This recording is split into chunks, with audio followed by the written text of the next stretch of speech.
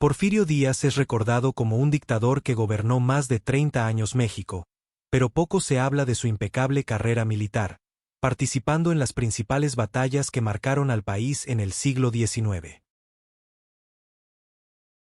Porfirio Díaz nació en Oaxaca en 1830, en una familia humilde de origen mestizo. Su padre, un modesto comerciante, murió cuando Porfirio era niño, por lo que su madre quedó a cargo de sacar adelante a varios hijos. Desde pequeño ayudaba en oficios sencillos para apoyar en casa, pero también mostró disciplina y ganas de superarse. Aunque en un inicio estudió para ser sacerdote, pronto se inclinó por las armas y la vida militar, inspirado por las luchas contra las invasiones extranjeras en México, en especial la intervención estadounidense en México siendo apenas un joven de unos 16 años. No llegó a participar en grandes batallas de la campaña central, pero sí en labores de defensa regional y de entrenamiento. Para él, aquella guerra fue una escuela práctica, donde aprendió la importancia de la organización militar y la debilidad de México frente a potencias extranjeras. Su primer acercamiento militar sucedió en 1854 cuando los liberales proclamaron el Plan de Ayutla, encabezado por Juan Álvarez e Ignacio Comonfort. Su objetivo principal era terminar con la dictadura de Antonio López de Santa Anna. Porfirio Díaz, de apenas 24 años, se unió a la causa liberal desde el principio. Abandonó sus estudios de derecho y se alistó en las fuerzas rebeldes que se levantaron en Oaxaca. Su habilidad militar empezó a hacerse notar en las campañas contra Santa Anna.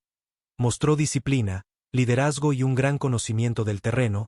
Su adhesión al Plan de Ayutla lo colocó del lado liberal, donde poco a poco ganaría fama. 3 años más tarde la Guerra de Reforma fue clave para consolidar su reputación como uno de los militares liberales más destacados de su tiempo. Cuando estalló el conflicto entre liberales y conservadores por la Constitución de 1857 y las leyes de reforma, Díaz ya era un joven militar con experiencia desde el Plan de Ayutla.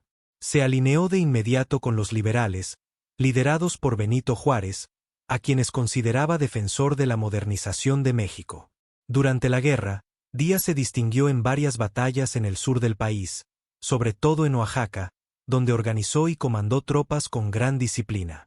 Su valentía y capacidad estratégica le permitieron enfrentar a fuerzas conservadoras superiores en número. Fue reconocido como un líder audaz, capaz de improvisar tácticas y aprovechar el terreno a su favor. Uno de sus mayores logros fue la defensa de Oaxaca, donde logró mantener la ciudad bajo control liberal frente a repetidos ataques conservadores. Esto fortaleció su prestigio como protector de su tierra natal. Su participación le ganó ascensos y la confianza de Juárez, quien lo veía como un militar joven pero con gran futuro. Al terminar la guerra en 1861, con el triunfo liberal, Porfirio Díaz ya no era un combatiente anónimo.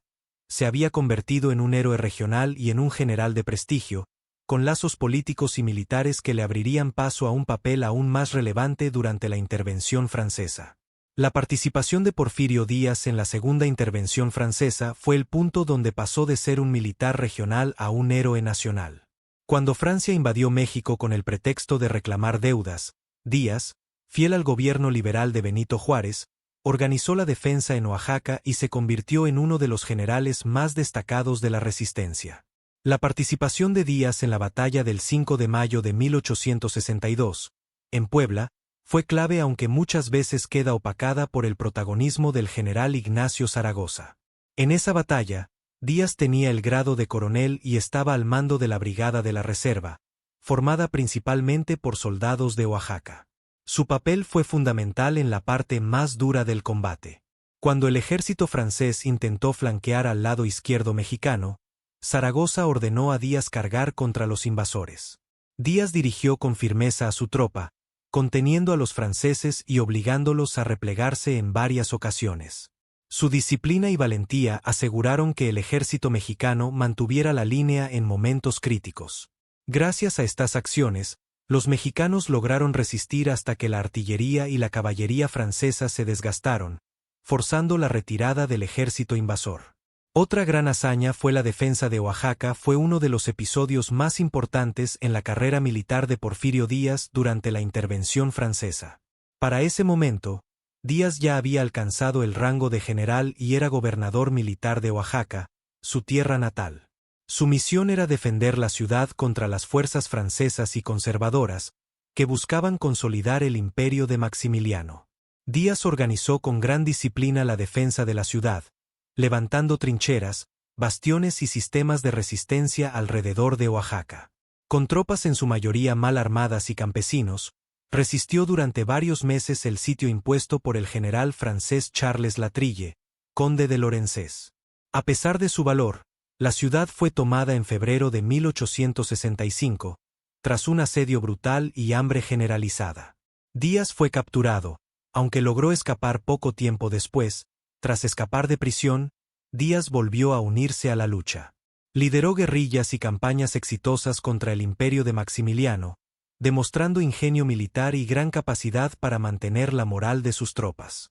2 años después ocurrió la toma de Puebla, uno de los episodios más decisivos de la intervención francesa y la caída del imperio de Maximiliano. Aquí la participación de Porfirio Díaz fue protagónica. Después de que las tropas francesas empezaron a retirarse, Maximiliano aún contaba con la defensa de ciudades estratégicas. Puebla era la puerta de entrada hacia la capital de México. Quien la controlara, controlaría el camino a la Ciudad de México. Como general republicano, Díaz dirigió el asalto contra Puebla con un plan audaz: atacar las fortificaciones al amanecer, de manera simultánea, y con tropas divididas en columnas que avanzaban por distintos frentes. El 2 de abril, en pocas horas, las fuerzas republicanas bajo su mando lograron penetrar las defensas de la ciudad, tomando cuarteles y plazas. La rapidez de la operación sorprendió a los imperialistas. Puebla cayó en manos republicanas en un solo día. Fue una de las victorias más espectaculares de Díaz, que lo catapultó a la fama nacional. Años más tarde, encabezó el Plan de Tuxtepec. Fue una proclama militar y política lanzada por Porfirio Díaz el 10 de enero de 1876 en Tuxtepec, Oaxaca. Su objetivo principal era oponerse a la reelección de Sebastián Lerdo de Tejada, presidente de México en ese momento, a quien acusaba de querer perpetuarse en el poder. Tras varias batallas, el gobierno de Lerdo se debilitó hasta el punto de que éste huyó al exilio. Así, Porfirio Díaz entró victorioso a la Ciudad de México en noviembre de 1876 e inició lo que sería el Largo Porfiriato. A lo largo de los más de 30 años del mandato de Porfirio Díaz no hubo intervenciones extranjeras. Sin embargo, su pasado militar ayudó a que México se fortaleciera. Un claro ejemplo de esto es la construcción del cañón Mondragón, que fue una pieza de artillería ligera diseñada a finales del siglo XIX por el general Manuel Mondragón, un militar e ingeniero apasionado por la modernización del ejército. Este cañón se caracterizaba por ser más ligero, preciso y fácil de transportar que otros de su época, lo que lo hacía ideal para los terrenos accidentados de México. Su innovación técnica le dio fama internacional, al grado de que se llegó a exportar a otros países y se utilizó incluso durante la Revolución Mexicana. El cañón Mondragón fue parte del proyecto de modernización militar del Porfiriato, que buscaba mostrar a México como una nación progresista y capaz de desarrollar su propia industria armamentista. Después de su exilio en 1911, Díaz vivió en Francia, donde fue recibido con mucho respeto. Muestra de esto fue cuando visitó el Palacio de los Inválidos. El general Gustave Niox lo acompañó hasta la tumba de Napoleón y, según algunas versiones, en este sitio le fue ofrecida la espada que utilizó el emperador en la batalla de Austerlitz en 1905 como muestra de respeto. Finalmente, Díaz moriría en París el 2 de julio de 1915 sin mucho escándalo, como un hombre respetado en Europa, a más de 9.000 kilómetros de distancia de México, país que vivió en carne propia la cara más dura del porfiriato. Si te gustó el video, suscríbete al canal y activa la campanita de notificaciones. Gracias.